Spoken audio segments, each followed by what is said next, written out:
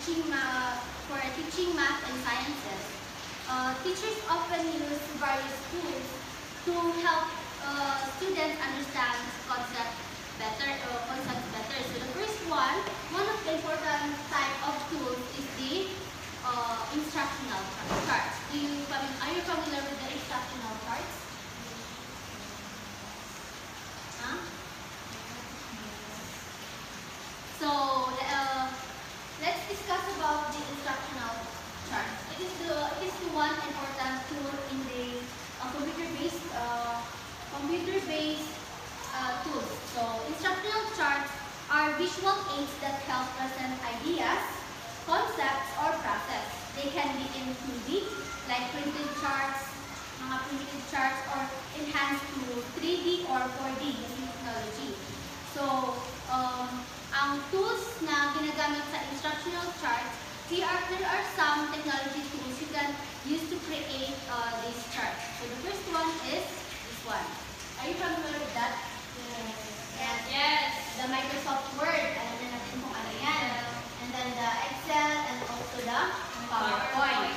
Yan yung mga tools na pwedeng gamitin sa paggawa ng instructional charts. And other is the iOS and Android and Windows Phone and iPad chart makers. Yan yung mga chart makers apps na available sa mga smartphones natin and tablets like sa iPads that let you create charts. So, let's proceed to the posters. Are you familiar with the posters? Yes. Yes. So, wait. Before we will proceed to the posters, I have a question.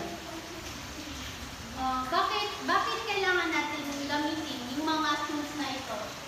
Yung Microsoft Word, Microsoft Excel, Microsoft PowerPoint. Para mas ma-easy yung pag-integrate ng lesson natin. Very good. So, let's proceed to the posters. So, when we say posters is, in many schools in the Philippines, students often create posters. This activity helps students be more creative. Nagiging creative sila when they are using posters. And also they are express their ideas visually. And then posters can show information clearly and attractively and making them a great learning tool. Ginagamit yung poster para ma-enhance yung creativity ng isang student. So, sa poster is, meron din silang mga some popular apps na that can help. For example, is this one. These are the free samples of free poster maker application available. The first one is the Spark Post. Are you familiar with the Spark Post? No. Or it is called as Adobe Spark. So when we say Spark Post, is yan yung design tool na you can use on computer or pwede rin sa mobile device, and also it offers a lot of templates. Marami kayong makikita templates yan na pwede gamitin sa posters. And also para making it easy to create your own poster and you can share them online or print them out. And other one is the Canvas poster makers. Are you familiar with the Canva? Yes. Lahat naman tayo gumagamit yan, di ba?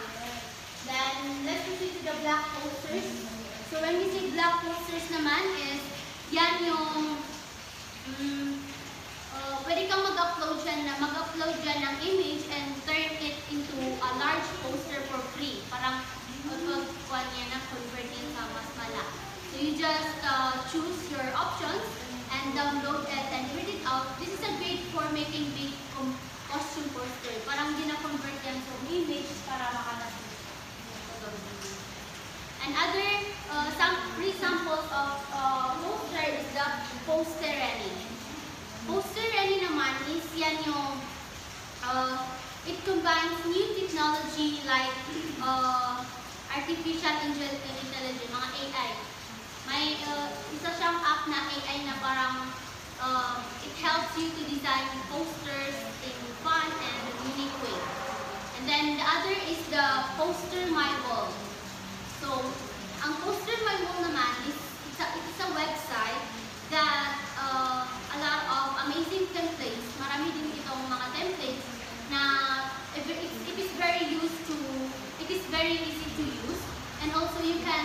customize graphics and making a professional looking poster quickly.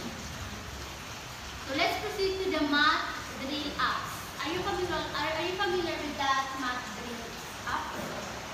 Yan yung mga apps na related to the math. Ganun. So yung math drills app naman is very important because it helps students practice basic math skills quickly and accurately. So magbigay nga kayo ng isang example na app na is related to the math. Photomath. Sudoku. Other? Photomath. So meron tayong mga following application that are complied with the math drill apps, which is first one is the chalkboard math. It is chalkboard math naman ito naman yung grade app for the students para ma-practice nila yung addition, subtraction, and also the multiplication and division. It has two modes. Meron siyang answer mode, masasagutan niya yung ibibigay mong question. So let's proceed to the Sushi Monsters. So Sushi Monsters naman is yan naman yung it is a playful design that helps kids improve their math skills. There are 12 levels to play. Parang game lang may matututunan yung bata sa game na yun. It is nakapokus siya sa addition at saka multiplication.